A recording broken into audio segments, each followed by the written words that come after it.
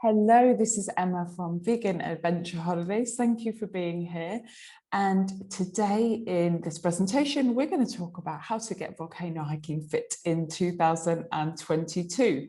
Before we get going, I'd just like to say that all of the photos that you are about to see are real photos of either groups that I have hiked volcanoes with, or they are photos of the volcano that I just hiked recently. So let's get going. How to get volcano hiking fit in 2022. This is what we are going to cover in the next kind of 10 or 15 minutes.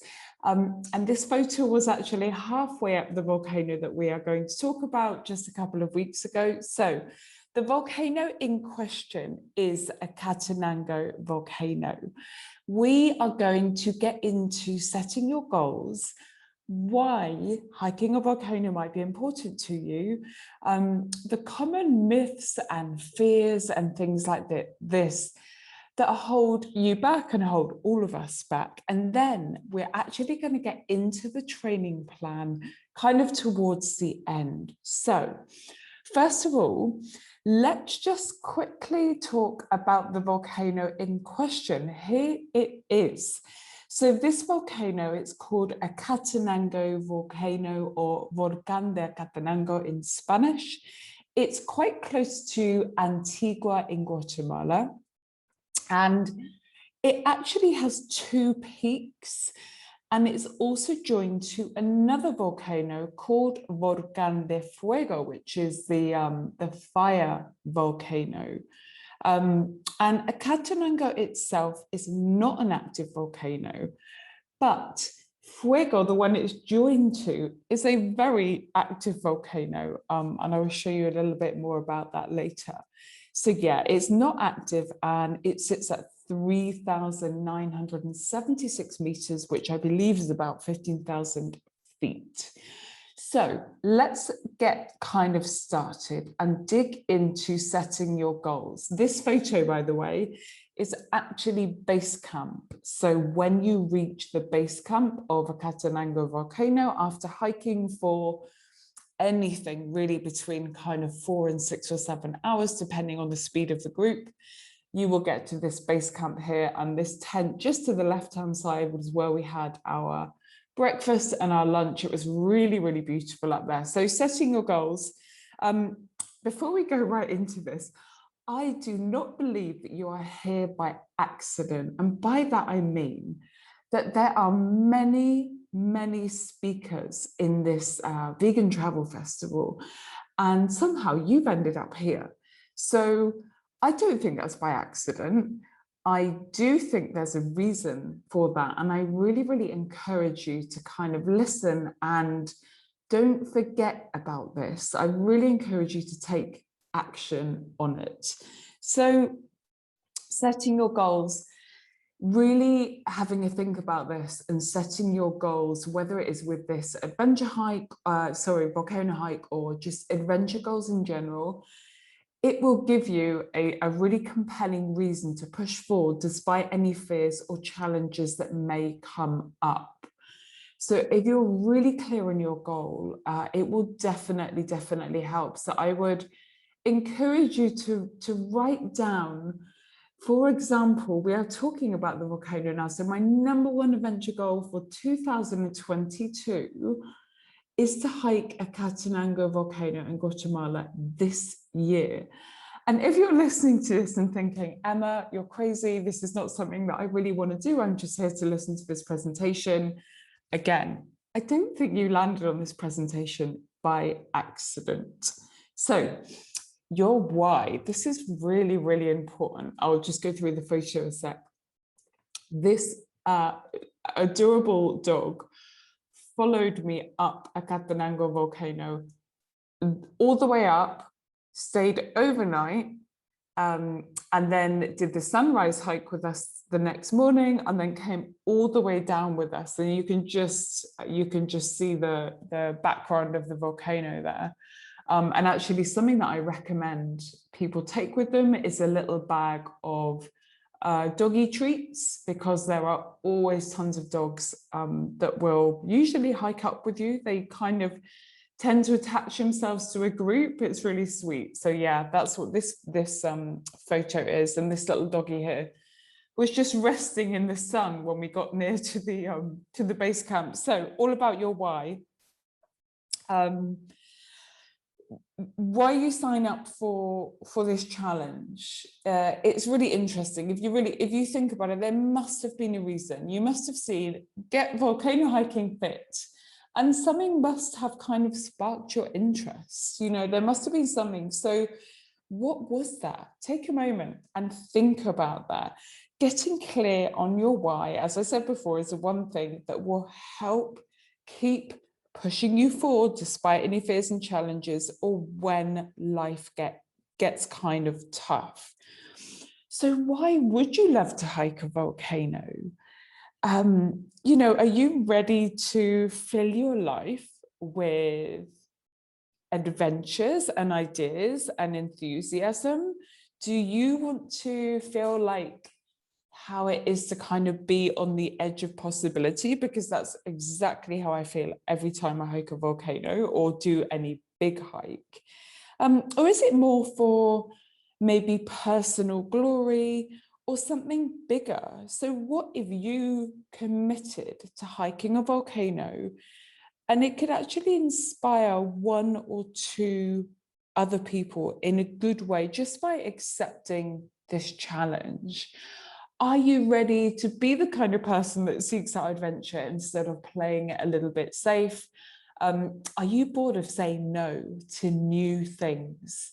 So take a moment and really have a think about your why. Have a think about this volcano hike and why that might be a really good challenge to you. So some myths that might be holding you back, and believe me, we all have them. And they normally start with I'm not, or I am. I'm too slow, I'm not fit enough, I need to lose weight before I start hiking, I'm too young, I'm too old. So let me tell you, I was only up a Catananga volcano 3 weeks ago, and I can tell you that volcano hikers, and this is a really tough volcano. It has the highest peak in Guatemala. So volcano hikers come in all shapes and all sizes and all ages. You will see everybody up there, from 20-year-old backpackers, you know, and quite often what I see are Guatemalan families. And when I say families, I mean the whole family, from the kids, and I wouldn't say very little kids, but kind of 10 and upwards, to the parents, to the grandparents. And actually on this last volcano hike, I kept bumping into the same family and I got to know them. They were very sweet and very friendly. And they had their abuelo, they had their granddad with them. And I didn't like to ask, obviously, how old he was, but he was definitely no younger than 80. And he just did that. I was so impressed. He just did it very, very, very slowly.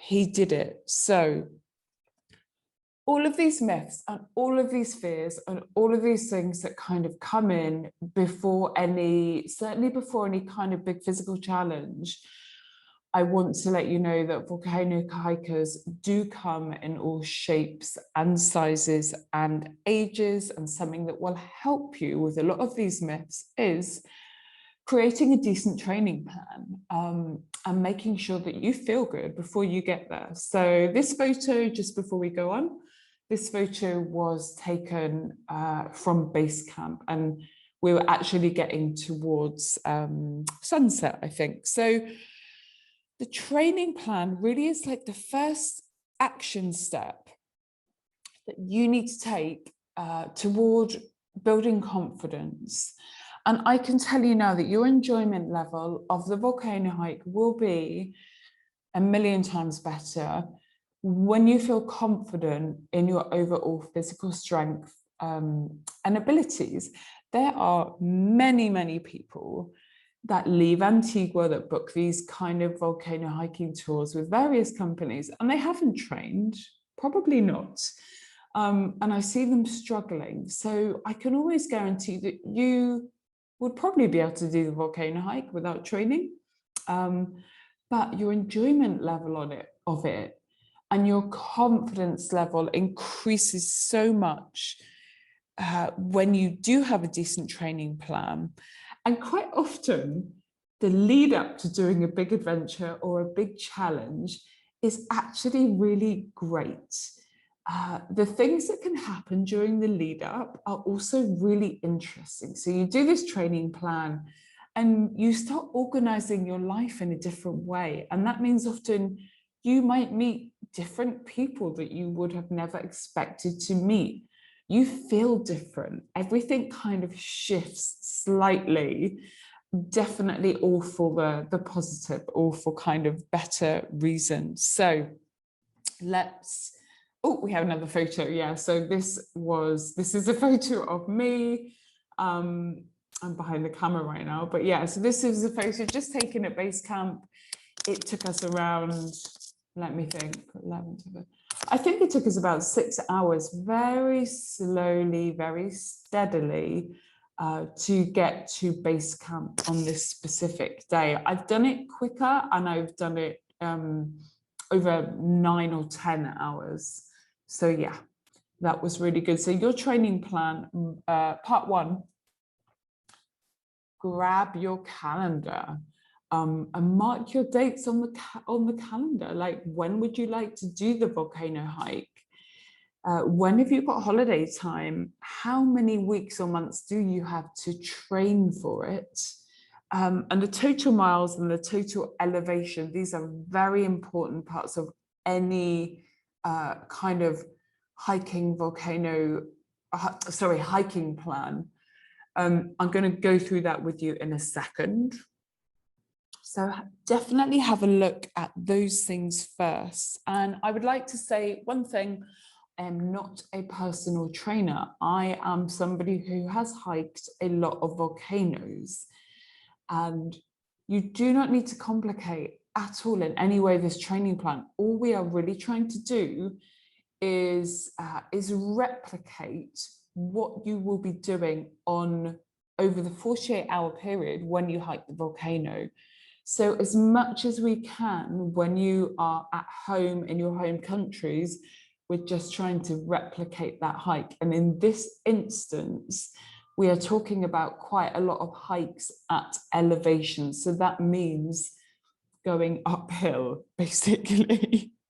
So all you really need to do is think about just keeping it simple. It's really not that complicated.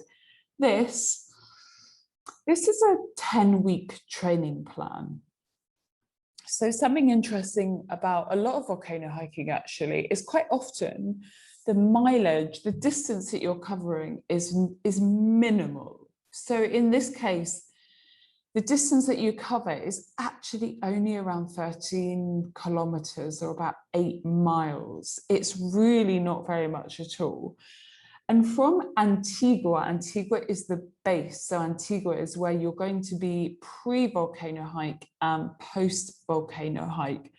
When you come into Guatemala, you fly into Guatemala City, and then it's just a short kind of 40-minute transfer to Antigua, which is a beautiful, really, really lovely little colonial city. So the elevation gain is 1,600 meters. If you have a quick look at the weekly elevation goal, all we're doing is trying to build the elevation goal up to a point, and then we kind of back off again. So you have these training phases. You have kind of base training, strength 1 and 2. You have that peak phase, which is going to, if possible, it's going to replicate the elevation gain that you will probably be doing on the volcano hike.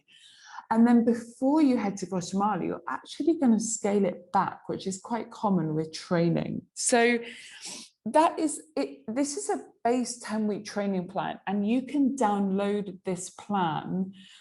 If you look at the speakers page, there should be a section where there is a freebie, and you can sign up and you can download this 10-week training plan.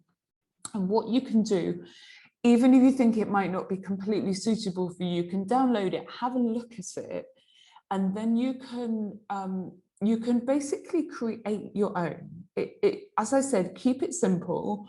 All you're trying to do is slowly increase your mileage, increase your elevation as best you can to replicate what you might be doing on the volcano hike. So my aim with the training plan always is to get you to feel confident in your physical strength and your abilities.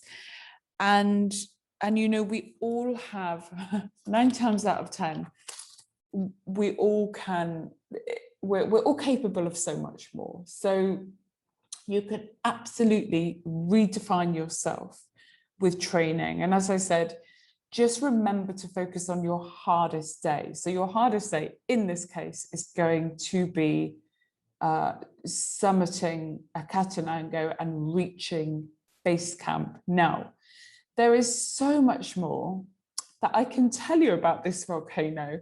Everything I learned, you know, like when you do any kind of travel, you get home and you think, I wish I'd known this.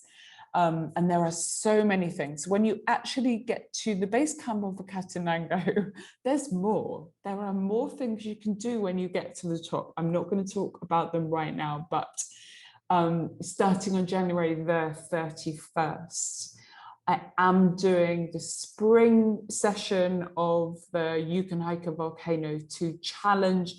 If you sign up and download the 10-week training plan, you will learn a little bit more about that. So please do go and learn about that. Please sign up. If this sparks your curiosity in any way, shape, or form, I really, really would love and encourage you to follow that curiosity. You can also email me at hello@veganadventureholidays.com. Any questions at all, I'm so happy to answer them. And thank you so much for taking the time to be here and just to go through this with me. And I really hope it was valuable to you. And I hope to see you in the challenge.